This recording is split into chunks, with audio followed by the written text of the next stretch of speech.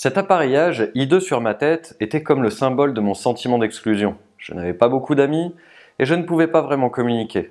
Cet appareil dentaire matérialisait mon incapacité à établir le contact avec les autres, voire avec mon propre lit. Je me revois en train d'essayer de m'allonger avec ce machin démesuré sans jamais pouvoir toucher le matelas, la tête suspendue à quelques centimètres de lui pendant que je bavais de douleur. Je me rappelle très bien ce traumatisme et celui que représentaient mes visites chez le dentiste. Maintenant, si vous mélangez tout ça avec les parents, vous obtenez une combinaison sacrément dangereuse.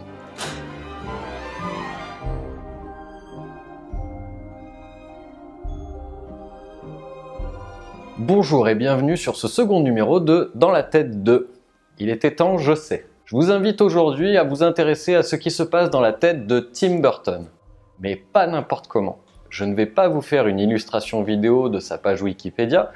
Je vous propose de vous intéresser à Tim Burton de la façon dont j'ai l'habitude de travailler avec mes patients. Je vais donc prendre les films de Tim Burton comme une énonciation, repérer dans ses actes et expressions artistiques ce qui relève du principe de répétition, ce qui est symptomatique, ce qui rend compte du sujet qui tente d'exprimer quelque chose par l'acte plus que par la parole. Comme en séance, je vais relever tous les signes cliniques puis élaborer des hypothèses. Comme en séance, il s'agira de confronter les hypothèses à la réalité du sujet. Pour cela, je me suis procuré la biographie de Tim Burton par Mark Salisbury. Elle est composée d'entretiens de Tim Burton qui y parlent à la première personne. Tous ces éléments ne nous diront pas exactement si les hypothèses formulées sur l'inconscient de Tim Burton seront exactes, mais si son discours subjectif et la réalité psychique qui le compose sont concordants ou discordants avec mes hypothèses. J'espère ainsi pouvoir analyser un minimum de la psyché de Tim Burton et par la même occasion vous faire expérimenter ma façon d'analyser un sujet. Donc bien évidemment, mon référentiel sera analytique. Je vais vous livrer toutes mes hypothèses telles que je les ai construites sans censure, avec les tâtonnements et les erreurs que je vais forcément commettre. Je vais prendre le matériel filmique comme des rêveries, fantasmes, actes, projections défensives, manifestations d'angoisse, rapports d'objets, etc. Le discours biographique de Tim Burton sera quant à lui utilisé comme une analyse déjà opérée par le sujet. C'est donc simplement un choix de ma part que de considérer ce récit comme ce qui viendra soutenir ou infirmer l'analyse. Ceci étant dit, je vous souhaite une agréable excursion dans la tête de Tim Burton. Il faut qu'il y ait du transfert pour pouvoir faire les allers-retours émotionnels qui éclairent la compréhension. Donc, quand il n'y a pas de transfert de ma part, je suis dans l'incapacité d'avoir un écho émotionnel qui me permette de comprendre ou lire efficacement le vécu du sujet. Il s'avère qu'il y a deux films qui me font rentrer dans aucun transfert dans la filmographie de Tim Burton. C'est Mars Attack et La planète des singes. J'y suis complètement insensible. Je n'y retrouve aucune émotion, ni aucun repère de l'imaginaire de Tim Burton. Les enfants n'ont aucune place dans l'importance de la narration, les décors ont peu de personnalité, à mon sens. S'il doit y avoir un problème relationnel à une figure paternelle, ça m'a échappé.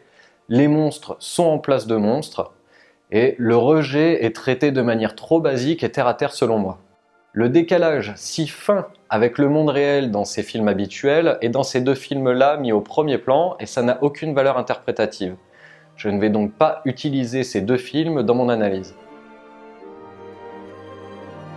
De façon très répétée dans les films de Tim Burton, nous avons donc des arbres, des contrastes de couleurs versus noir et blanc, de la neige, de la neige, de la neige, de la neige et de la neige, sans oublier de la neige. Bien sûr, la mort, des morts, de la mort du mort, des mises à l'écart, de l'incompréhension, des problèmes relationnels avec le père, en voulez-vous, en voilà là. J'ai pas assez appuyé sur le fait qu'il y avait de la mise à l'écart d'ailleurs, de l'idéal paternel qui ne peut être le père, de l'infantile et de la place des enfants à tire-larigot, de la déception, du monde adulte, du rejet, et un léger décalage à la réalité. Je vais à présent faire une très courte analyse des quelques concepts qui ne nécessitent pas davantage d'investigation pour la suite de cette vidéo. Les arbres sont en général des symboliques de ce qui relie le ciel et la terre, autrement dit, on pourrait dire la vie et la mort. Rien d'étonnant donc que l'on en trouve une quantité astronomique dans les films de Tim Burton, et en particulier celui du cavalier sans tête qui reprend stricto sensu cette signification. Les maisons sont régulièrement à l'écart, en hauteur ou ne respectent pas les couleurs des autres maisons qui, elles, sont côte à côte.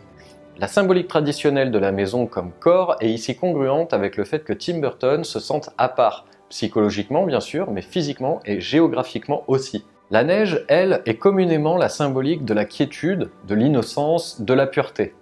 Vous verrez dans mon propos comment cette innocence et cette pureté sont à mon sens à entendre chez Burton comme ce qui a trait à l'âme d'enfant et à l'infantile en général. Le contraste des couleurs qui se retrouve vraiment avec une fréquence élevée est à mon sens à entendre comme un maquillage qui est là pour cacher l'obscène. Parfois c'est aussi à prendre au premier degré comme dans les noces funèbres, mais bon. Faites attention et vous verrez que ce qui est fade ou de faible couleur la plupart du temps est ce qui est le plus authentique, ce qui relève de la véritable simplicité. A l'inverse, la couleur sature le commun, ce qui veut attirer l'attention n'a pas spécialement de valeur intrinsèque. Burton souhaite ici, je pense, nous pousser à faire un effort à l'encontre de notre propre nature, c'est-à-dire prêter attention à ce qui ne l'attire pas spontanément. Les personnages principaux ont souvent ces traits de personnalité. Je pense ne pas me tromper en disant que chaque personnage principal représente, du moins en partie, un alter ego de Tim Burton. Et que cet alter ego, justement, manifeste ce que le moi burtonien aurait à exprimer. En ce sens, je vais prendre les manifestations des personnages principaux comme des émanations des désirs de Tim Burton lui-même. Ils sont droits et intègres. Quoi qu'il arrive, on peut constater que les personnages restent intègres dans leur position, leur éthique, leur vision. Même avec le terrible barbier de Fleet Street, Burton met en avant un homme dont la vengeance est somme toute juste et qui va rester fidèle à ses principes. En tout cas, ce sont des personnages qui ne gardent pour seule feuille de route que ce qu'ils pensent être véritablement juste. Souvent des enfants ou alors des adultes dont l'infantile est souvent ramené au premier plan. Ce n'est pas compliqué. Soit on a affaire à des adultes qui ont ce qui pourrait s'apparenter à un syndrome de Peter Pan, soit il s'agit directement d'enfants qui sont mis en position de savoir et de sagesse. Soit les adultes ont une histoire infantile qui vient rappeler en quoi le vécu infantile est toujours aux portes de chaque comportement ou vision de la réalité. Sentiment de rejet, d'étrangeté quant au monde qui l'entoure. Il y a toujours un moment où les protagonistes se demandent vraiment comment se faire intégrer, comment se faire comprendre et plus communément, ils font un effort pour comprendre ce qui se passe autour d'eux. On a aussi de l'autocentration parfois, mais toujours conscience de l'altérité. Enfin, les personnages ont toujours la possibilité de reconnaître la différence de l'autre et de l'accepter parce qu'ils savent eux-mêmes que trop bien ce que c'est que le sentiment de rejet.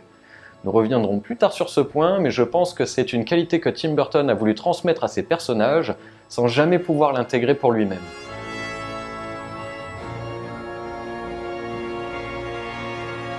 Pour Burton, les valeurs et qualités se trouvent chez l'enfant.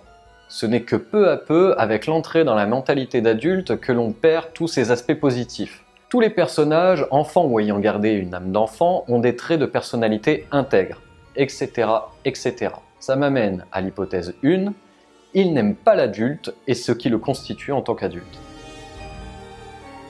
Il est dans le rejet de l'adulte s'il nie sa part infantile. L'adulte a été vécu à un moment donné comme décevant. Il est décevant de par sa perte de valeur et parce qu'il ne peut plus y avoir de relation, quelque chose a été cassé. Ce qui est le plus manifeste, c'est que c'est autour de la figure paternelle que se cristallise cette déception.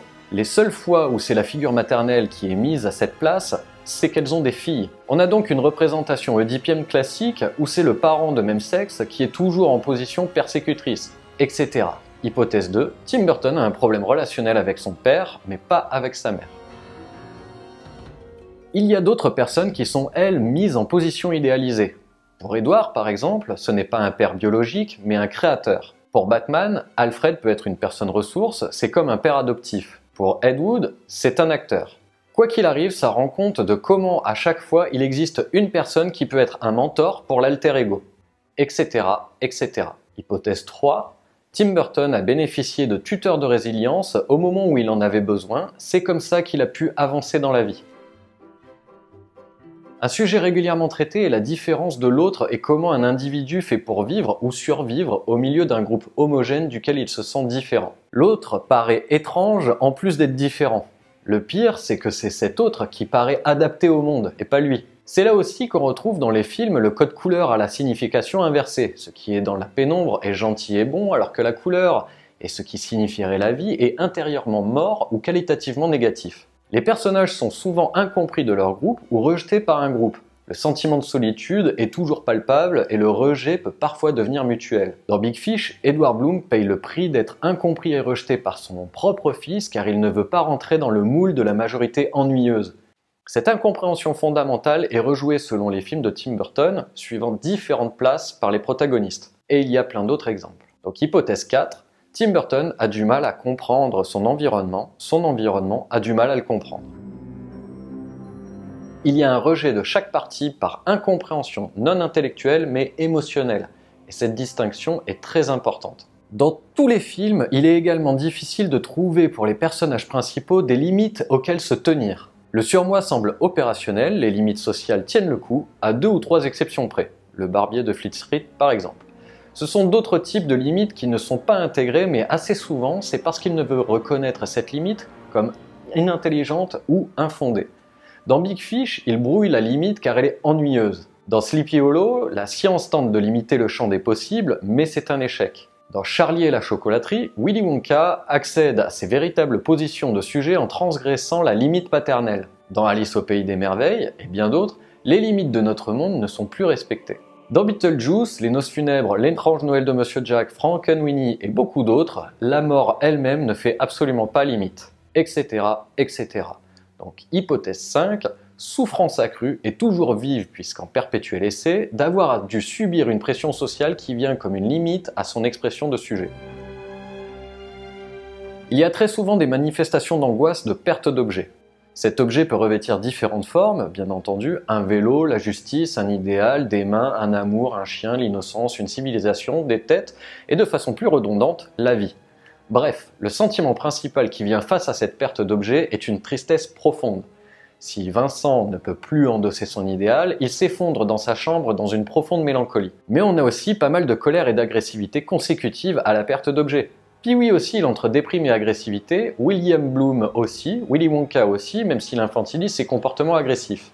Dans Les Noces funèbres, sans pouvoir obtenir ce que chacun veut, tout le monde déprime ou est agressif. En l'occurrence, ceux qui sont présentés par une personnalité intègre dépriment, etc., etc. Donc, hypothèse 6, face à la perte d'objet, Tim Burton aurait tendance à déprimer ou à manifester de l'agressivité, ou les deux. On retrouve également un fort besoin de réassurance. Tim Burton s'entoure souvent des mêmes équipes et des mêmes acteurs pour ses films. Au-delà de la qualité professionnelle qu'il doit bien entendu trouver en ces personnes, Burton doit malgré tout privilégier le rapport de confiance. Si cette réassurance passe par le fait qu'il préfère être en terrain connu et avec des gens dont il pense être compris, cela peut aller dans le sens des hypothèses de compréhension et de tuteur de résilience. Hypothèse 7, besoin de se rassurer avec des personnes dont il se sent compris pour que ça tienne véritablement. Dans la mesure où nous avons beaucoup de répétitions de thèmes dans ces films et que ces répétitions sont déclinées selon différents points de vue, cela m'amène à l'hypothèse 8. Cela peut vous paraître vite expédié, mais c'est tout simplement l'hypothèse que l'on fait pour tout le monde, la répétition est un ratage dans la symbolisation. Donc, hypothèse 8, Burton est dépassé par ses œuvres, elles lui permettent de comprendre et d'analyser a posteriori ce qui le questionne en tant que sujet. La mort est présente de façon très régulière. Elle n'est pas représentée comme dans les autres films où ce sont des personnages annexes qui meurent. Ce sont souvent les protagonistes qui sont en lien direct avec la mort. Enfin, il n'est pas rare que ce soit les personnages enfantins qui soient régulièrement en lien direct avec la mort, ce sont eux qui en ont un rapport privilégié. Quand bien même ils ne meurent pas, ils la côtoient ou cherchent à l'esquiver. Je fais donc ici la difficile hypothèse qu'un enfant de la famille nucléaire ou ascendante de Tim Burton serait décédé. Ça peut paraître tiré par les cheveux, mais je pense que ce rapport à la mort ne se cantonne pas à une simple appréhension de ce que serait la mort en tant que telle, mais vraiment quelque chose de davantage inscrit dans le roman familial. Dans Beetlejuice, le couple Maitland est dans le non-dit par rapport à un manque d'enfants. On ne sait pas s'ils ne peuvent pas en avoir ou s'ils en avaient un et qu'il était mort. La mort dans les films de Burton entretient des rapports privilégiés avec les enfants, comme je l'ai dit.